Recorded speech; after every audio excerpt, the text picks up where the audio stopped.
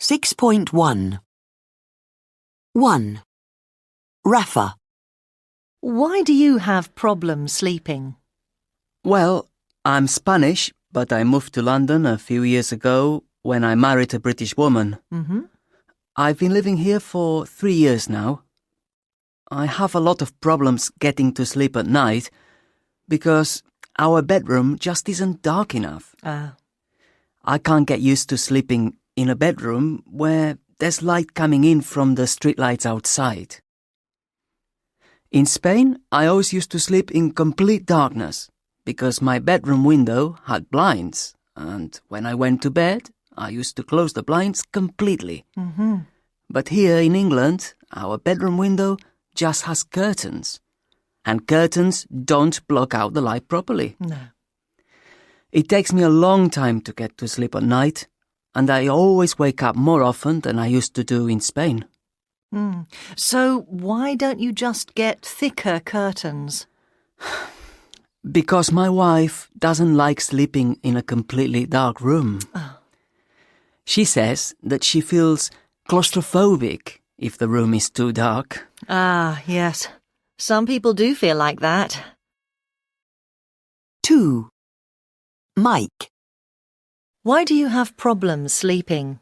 Well, I'm a policeman, and so I have to do shift work, which means I work at night every other week. So I start work at 10 o'clock at night and finish at 6 in the morning the following day. The main problem is that my body's used to sleeping at night, not during the day, so it's very hard to get used to being awake all night and trying to work and concentrate when your body is just telling you to go to bed. But isn't it something you eventually get used to? Actually, no.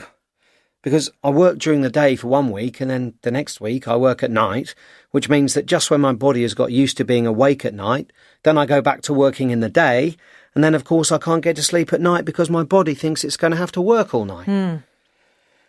The other problem is that when I get home after working a night shift, everyone else is just starting to wake up. So that means that it can be really noisy. The neighbours put on the radio and bang doors and shout to wake their children up. So even though I'm really tired, it's just very hard to get to sleep. How many hours do you usually sleep? Before I became a policeman, I used to sleep about 8 or 9 hours a night.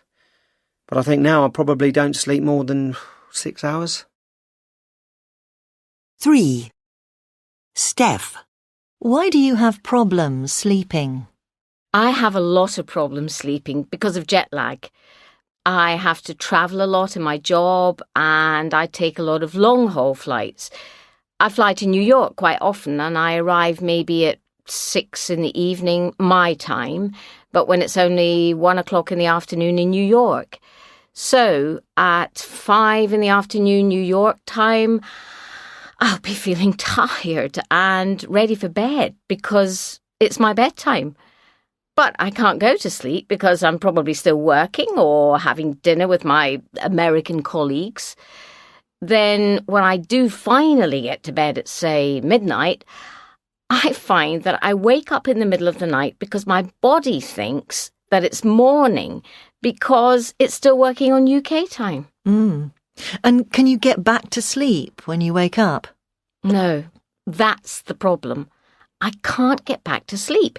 And then the next day, when I have meetings, I feel really sleepy. It's very hard to stay awake all day. And just when I'm finally used to being on New York time, then it's time to fly back to the UK. And flying west to east is even worse. Oh, why's that? Because when I get off the plane, it's early morning in the UK. But for me, on New York time, it's the middle of the night. It takes me 4 or 5 days to recover from one of those trips. Oh, gosh, that must be really difficult for you. Yeah, it is.